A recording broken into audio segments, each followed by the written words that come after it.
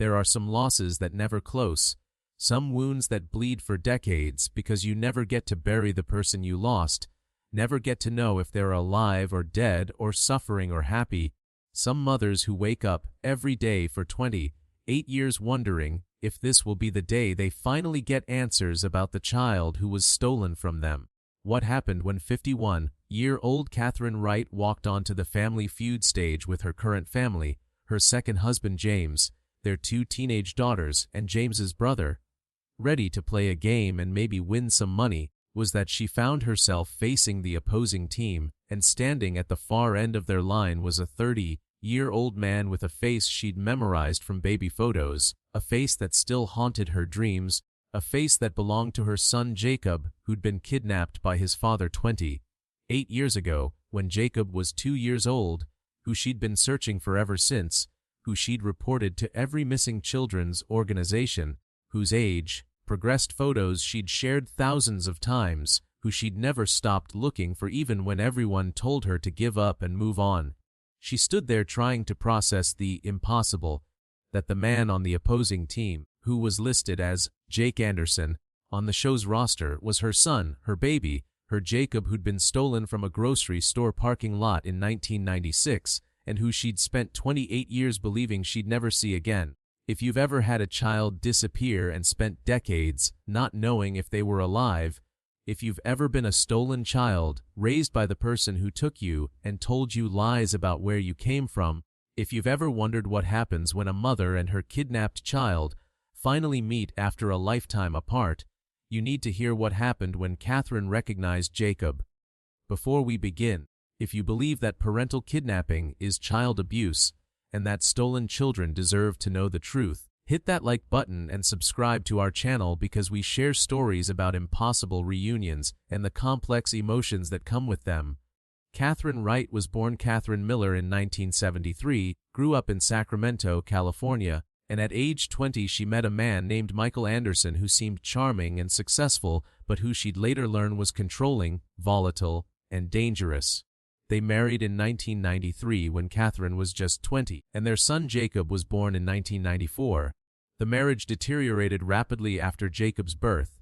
Michael became increasingly controlling, demanding, jealous, wouldn't let Catherine work or have friends, monitored her constantly.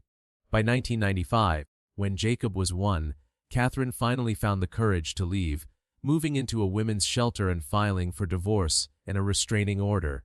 Michael fought the divorce viciously, demanded full custody, told the court Catherine was unstable. But ultimately Catherine was granted primary custody, with Michael getting supervised visitation because of documented domestic violence. Michael was furious, told Catherine he'd make her pay, that she'd regret taking his son from him.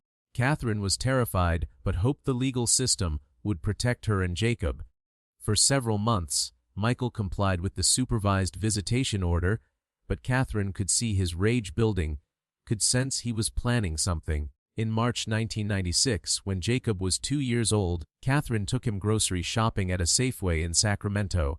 She loaded groceries into her car, put Jacob in his car seat, and realized she'd forgotten milk. She made a decision that would haunt her forever. She left Jacob in the car seat with the doors locked and the windows cracked, ran back into the store, was gone for maybe 90 seconds. When she came back, Michael was there, had broken the car window, had taken Jacob out of the car seat, and was driving away. Catherine screamed, called 911, but by the time police arrived, Michael and Jacob were gone. Catherine reported it immediately as parental kidnapping, provided documentation of the custody order, the restraining order, everything proving Michael had no right to take Jacob. Police issued an Amber Alert, put out an APB, began searching. But Michael had planned this, had false documents ready, had cash, had a head start. Within 24 hours, he'd crossed state lines. Within a week, he disappeared completely, and Jacob with him. Catherine's life became defined by searching for her son. She filed reports with every missing children's organization, worked with the National Center for Missing and Exploited Children to create age, progressed photos of what Jacob would look like as he grew, appeared on local news pleading for information, never stopped hoping someone would recognize Jacob and call. But years passed with no credible leads. Michael had expertise in avoiding detection. He'd worked in IT and knew how to stay off-grid, how to use false identities, how to disappear. By 2000, 4 years after the kidnapping, investigators told Catherine that the trail was completely cold, that Michael and Jacob could be anywhere, that she should prepare herself for the possibility she might never find her son. Catherine refused to accept that, continued searching, but she also had to somehow keep living. She went to therapy, tried to process the trauma and grief, eventually met a man named James Wright who was kind and patient and understood that she'd never stop looking for Jacob. They married in 2004, had 2 daughters together in 2006 and 2008, and Catherine built a second family while never forgetting her first son. She kept Jacob's room in every house they lived in, kept it set up for a 2-year-old even though if Jacob was alive he was growing up, becoming a child then a teenager then an adult. Every year on Jacob's birthday, Catherine would post on social media with new age, progressed photos, begging anyone who'd seen him to call. Every year the posts got less engagement, fewer shares, as people forgot, moved on, assumed Jacob was dead or would never be found. Meanwhile, Michael Anderson had taken 2-year-old Jacob and completely remade both their identities. He'd changed their names. Michael became Mark Anderson, and Jacob became Jake Anderson. Created false birth certificates and social security numbers through connections he had from his IT background, and settled in Oregon under his new identity. He told Jake that his mother had died in a car accident when Jake was a baby, that it was just the 2 of them now, that they had to be careful because the government might try to take Jake away if anyone knew they were alone. Michael was paranoid and controlling, moved frequently, homeschooled Jake so there'd be no school records, kept Jake isolated from other children, drilled into him that they had to keep a low profile, that people were dangerous, that trusting anyone would destroy their family. Jake grew up believing his father's lies, believing his mother was dead, having only vague, confused memories of being very young, fragments that might have been real or might have been dreams. He didn't remember being taken from a car seat, didn't remember Catherine, didn't remember Sacramento or having another life before the one he knew. Michael was the only parent he'd ever really known, and while Michael was strict and paranoid, he wasn't physically abusive, and Jake loved him because he was his father, his only family. Jake grew up isolated, homeschooled through high school, taught himself through online resources, became interested in technology like his father.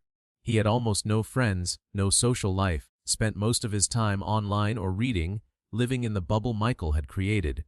When Jake turned 18 in 2012, Michael's control began to slip.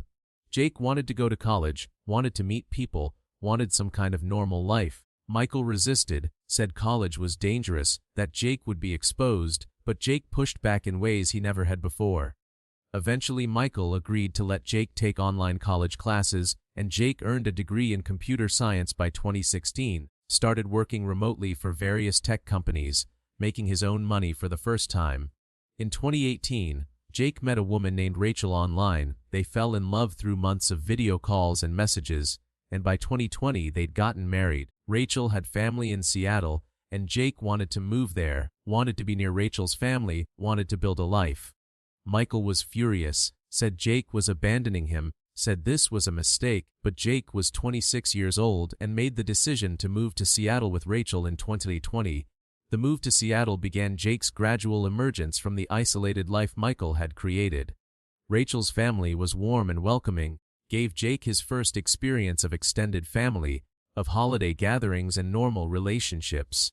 Rachel's mother Linda particularly took to Jake, treated him like the son she'd never had, and Jake began to realize through interacting with Rachel's family that his upbringing had been abnormal, that Michael's paranoia and isolation weren't normal parenting, that something had been wrong. He started asking Michael questions about his mother, about his early childhood, wanting more information than the vague story about her dying in a car accident.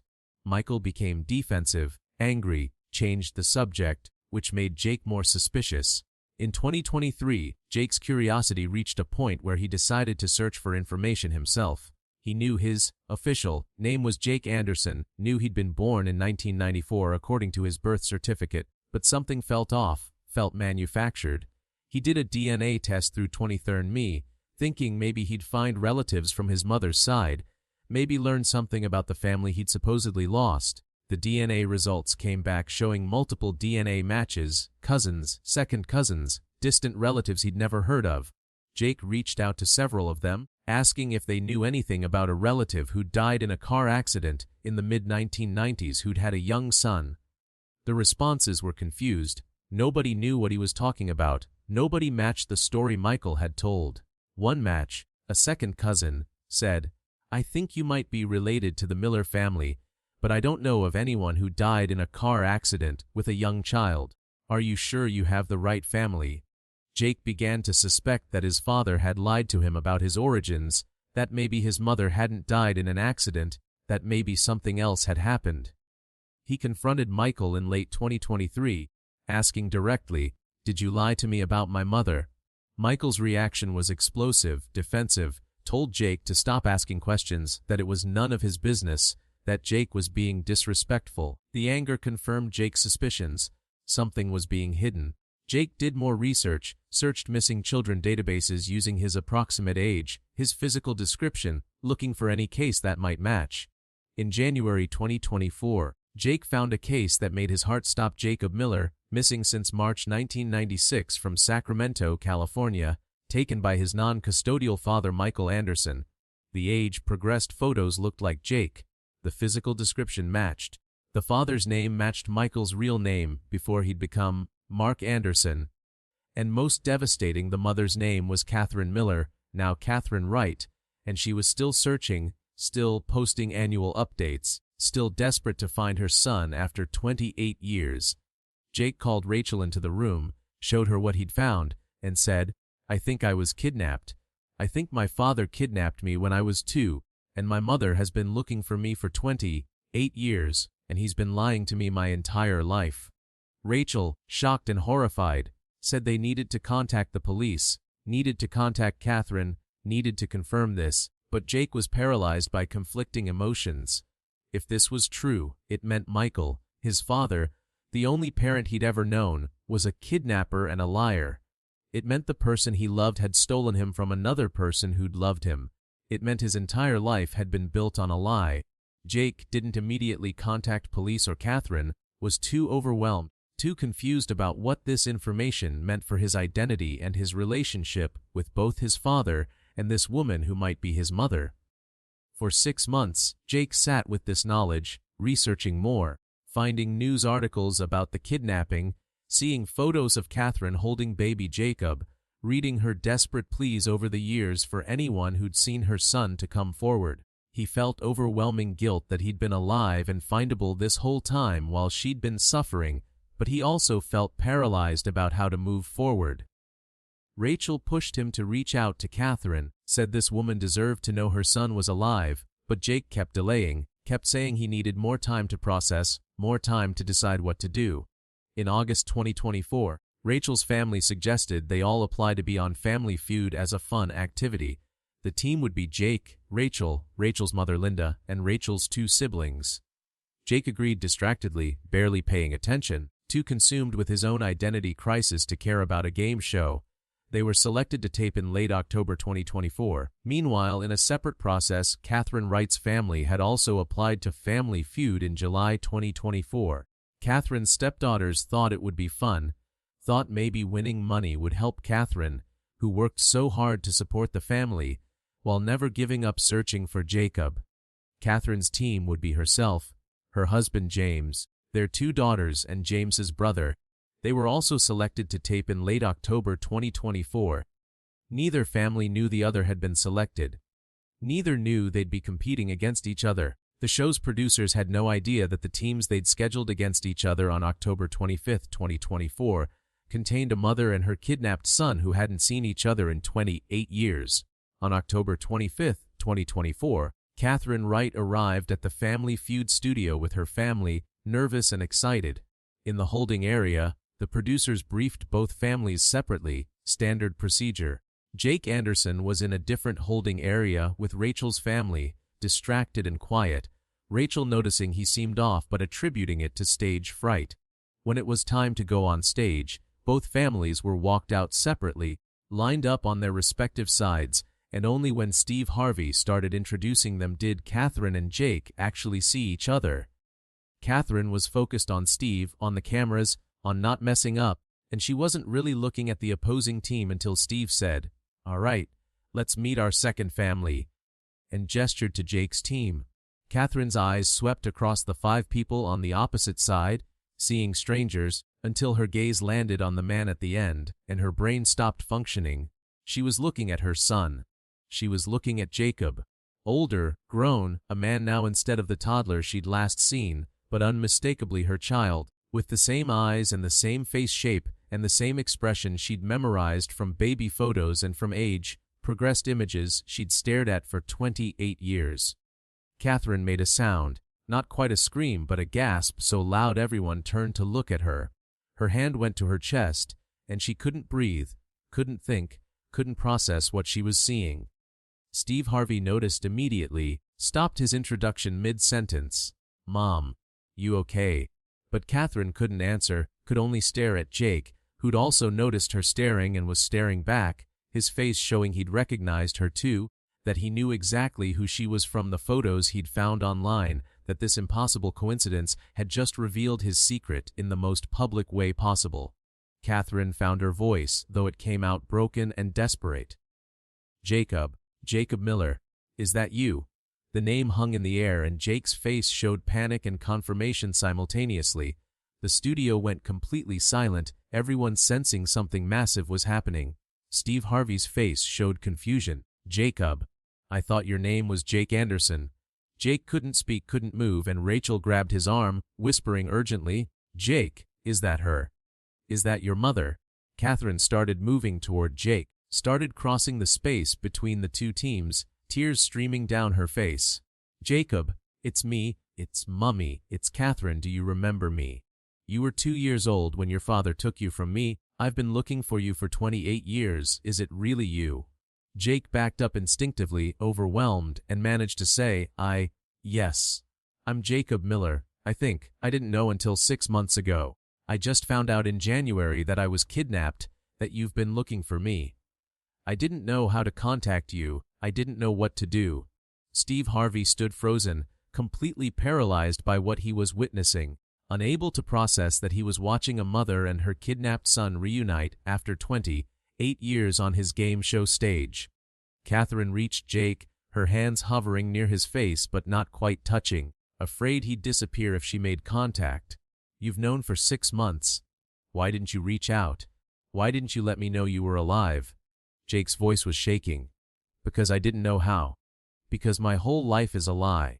Because the man I thought was my father, who I loved, is a kidnapper who stole me from you.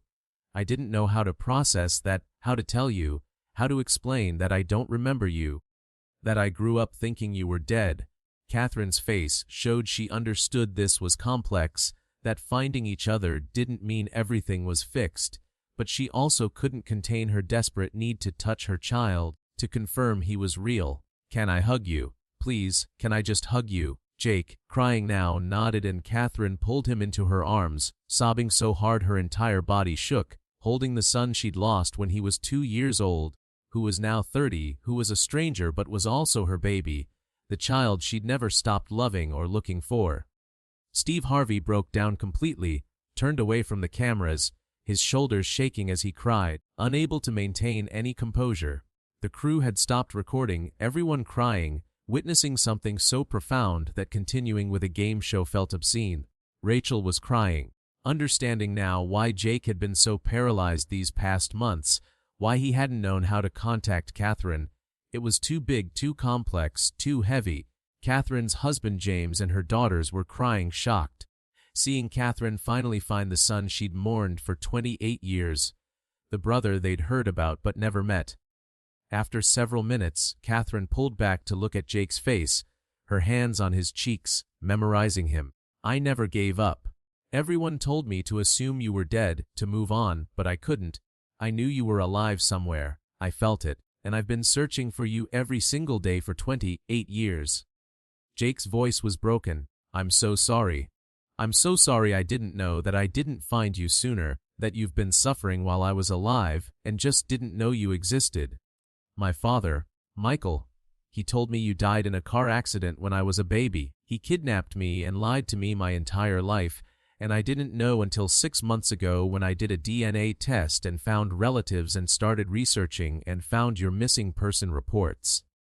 Catherine's face went through rage and grief, understanding that Michael had stolen not just her son but had stolen Jake's entire childhood, had denied both of them 28 years together. "Where is he? Where is Michael?" Jake's voice was quiet. "Still in Oregon, I think. I moved to Seattle 2 years ago. I haven't talked to him since I found out the truth. I didn't know what to say to him." Steve Harvey, who'd finally composed himself enough to function, said, "We need to stop everything and figure out what to do here. This is a criminal matter. A kidnapping victim has just been found after 28 years. We need to involve authorities." He turned to the producers. "Call the police. Get them here now. And get this family some private space to talk." Over the next hours, with LAPD detectives called to the studio, the full story emerged. Jake gave a statement confirming his identity as Jacob Miller, confirming that Michael Anderson had taken him in 1996 and had been living under false identities ever since. Catherine provided documentation she'd kept for 28 years, the original custody order, the kidnapping report, everything. The detectives confirmed that this was an active missing person case, that Michael Anderson had federal warrants for parental kidnapping, that he would be arrested. They asked Jake if he'd cooperate in prosecuting his father, and Jake, torn but understanding that what Michael had done was a crime, said yes. Catherine and Jake were given private space to begin processing this reunion. It was awkward and painful and joyful and devastating all at once. Catherine wanted to know everything about Jake's life, about the 28 years she'd missed. Jake tried to explain growing up with Michael, the isolation, the paranoia, the lies, the eventual discovery that none of it was real. Catherine apologized over and over for leaving him in the car that day, for making the decision that had cost them 28 years. Jake told her it wasn't her fault, that he didn't blame her, that the only person responsible was Michael, who'd chosen to kidnap rather than accept a custody arrangement.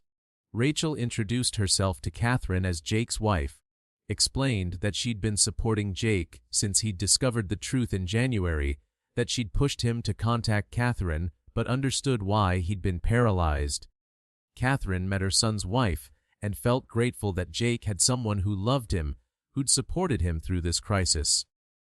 Catherine's daughters met their half-brother for the first time, this man they'd heard about their whole lives but never expected to actually meet. The two families began the complex process of integrating, of building relationships from nothing, of navigating the reality that finding each other didn't undo 28 years of loss. Michael Anderson was arrested in Oregon 3 days later, charged with multiple federal crimes including parental kidnapping, identity fraud, and custodial interference. He pled guilty to avoid trial and was sentenced to 15 years in federal prison. Jake visited him once in jail before sentencing, needed to confront the man who'd raised him and ask why. Michael's answer was that he'd loved Jake, had wanted to protect him from Catherine, who he claimed was unstable, that he'd done what he thought was best. Jake told him that love doesn't involve stealing children and lying for decades, that what Michael had done was abuse, and that while Jake didn't hate him, he couldn't forgive him. It was the last time they spoke. The Family Feud episode never aired as a game show episode. Instead, they created a documentary special about parental kidnapping and the reunion, with Catherine and Jake's permission, that aired 4 months later and was viewed by over 900 million people globally. The response was overwhelming, with other parental kidnapping cases getting renewed attention, with people sharing information that led to other missing children being found, with lawmakers calling for stronger enforcement of custody orders and harsher penalties for parental kidnapping. Catherine and Jake's relationship was complex and slow building.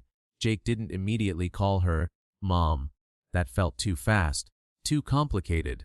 But they built a relationship based on honesty and patience, regular video calls and visits, Jake learning about the mother he'd lost and the sisters he'd never known. Catherine met her grandchild, Jake and Rachel's daughter, who was born in 2025, and got to be present for milestones she'd missed with Jake. It wasn't the relationship they would have had if Michael hadn't stolen Jake, but it was something real and growing and precious. If this story moved you, if it reminded you that parental kidnapping is child abuse and that families torn apart by it deserve justice and reunion, hit that like button and share this video. Subscribe to our channel because we share stories about impossible reunions, about people who never gave up searching, about the complex emotions that come when families find each other after decades of forced separation. Catherine Wright found her son Jacob after 28 years when she walked onto a Family Feud stage and discovered the man on the opposing team was the baby who'd been stolen from her car seat in 1996. When Steve Harvey broke down witnessing a mother touch her child for the first time in nearly 3 decades, when Jake confirmed he was the missing boy Catherine had searched for his entire life, when 2 families merged in the most unlikely place imaginable, we all learned that some losses can end even after decades, that mothers never stop looking, that kidnapped children deserve to know the truth about where they came from, and that finding each other doesn't erase the pain, but it gives both mother and child a chance to build something new from the ruins of what was stolen. That's why Steve Harvey was paralyzed, why the show stopped, why everyone cried, because against impossible odds, a mother found her lost son, and both of them finally got to begin healing from 28 years of a loss they'd both carried in different ways.